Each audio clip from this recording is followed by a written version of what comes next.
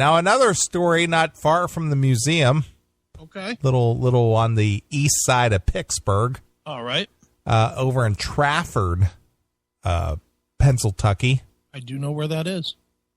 A former school bus driver is accused of causing a Penn Trafford middle school student to burn his hand on a live power line. Oh, my goodness. Did you hear about this? I did not. Patricia Ryan, 60, has been charged with endangering and the welfare of a child in reckless endangerment by Penn Township Police. Uh-oh. The charges stem from an incident on April 15th on Route 30 near Walnut Street. All right. The power line had reportedly fallen, and the driver asked students if someone would remove it from the top of the vehicle. So she had the kid do it? Yes. So this power line falls down, and this old bus driver says, "Hey, why don't you kids go out there and move that power line?" I'm too old to climb up there. You'd go do it. Can you believe that? That's awesome.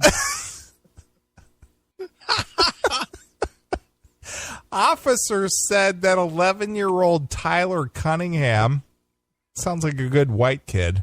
Yeah, it does. Volunteered to remove the wire, and as a result, burned. No, he didn't die, but he burned his hand severely. Wow.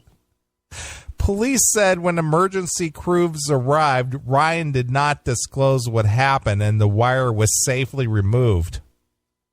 Yeah, because it melted to his hand, probably. Yeah. Tyler's hand was not serious, but his parents were angry at the driver for getting their child involved. All right, I got to side with the parents on this one. I'd be pretty fucking pissed. Sure.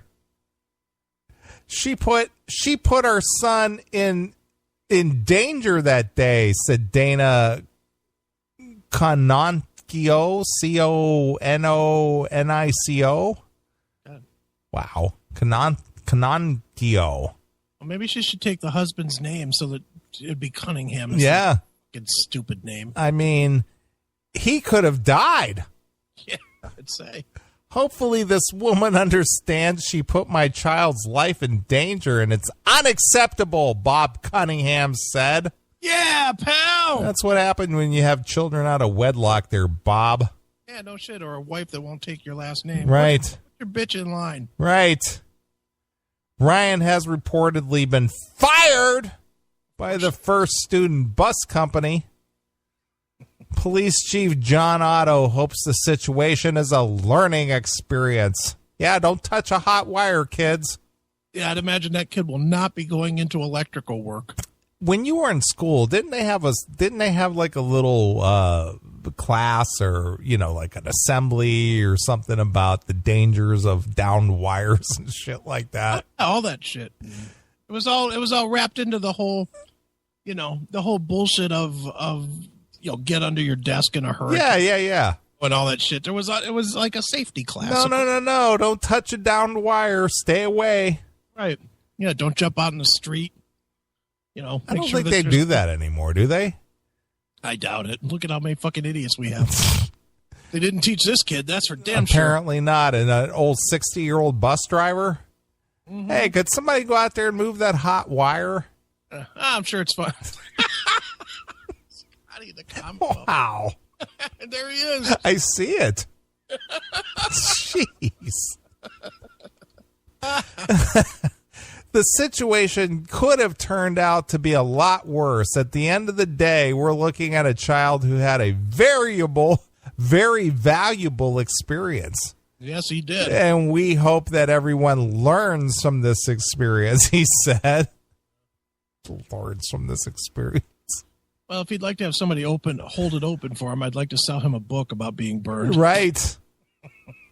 Well, where in the hell, how did our nation become so stupid? I'd imagine if you reach in your pocket and pull out that little phone, you could probably figure it out for yourself. Oh, my God. Everybody with their dumbass phones instead of actually, paying attention to the rest of the world. You know, when I was in grade school, I used to go to a school system over on the east side of Pittsburgh called Norwin. Okay. And periodically, when I visit the Pittsburgh area, I'll take a ride out that way, and that's such a pristine neighborhood and everything. Mm-hmm. It just seemed to me, and as an adult, I look back, mm-hmm. they just did everything right. You know what I mean? They were concerned about your safety. They would teach you safety tips. You know, they'd make sure that you know, and I hate to say, like, sound like old man Neely again, but they taught you how to be a responsible citizen. Yeah, but now that's not a requirement. I know, and it's politically incorrect because it doesn't jibe with certain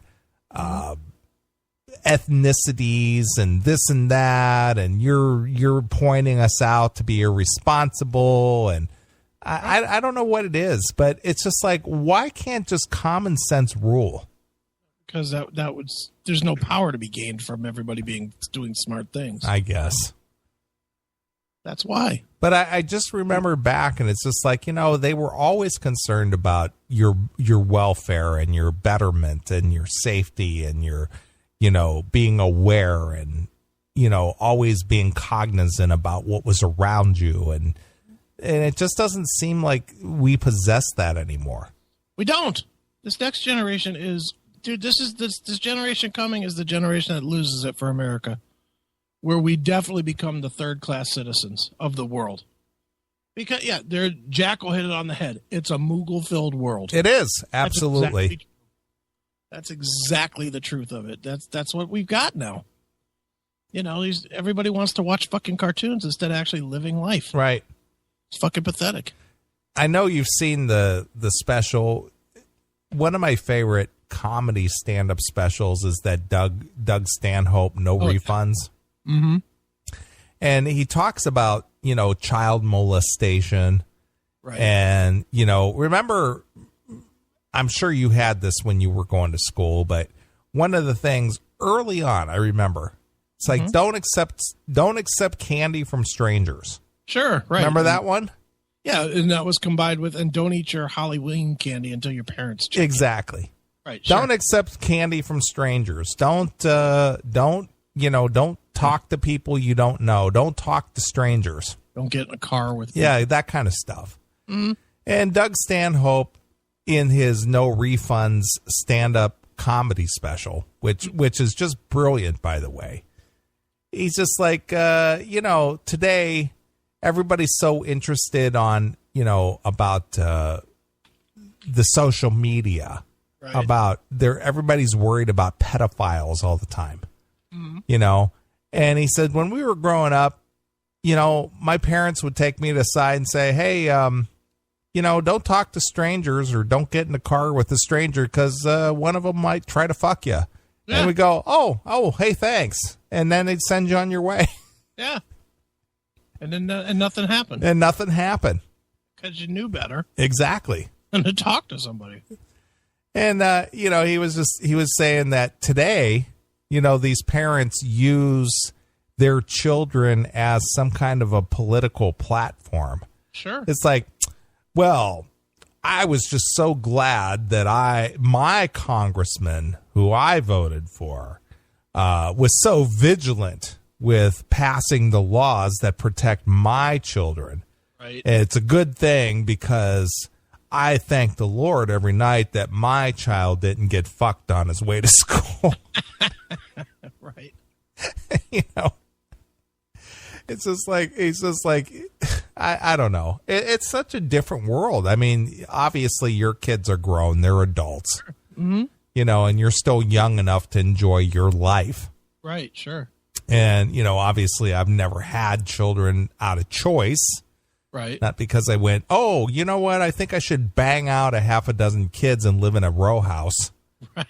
You know, that was my choice not to do that. Sure. You know, but I would never trade places with anybody today that's half my age and is banging out 2 or 3 kids. I know, dude. It's scary when I see people that are my age that have kids, little kids.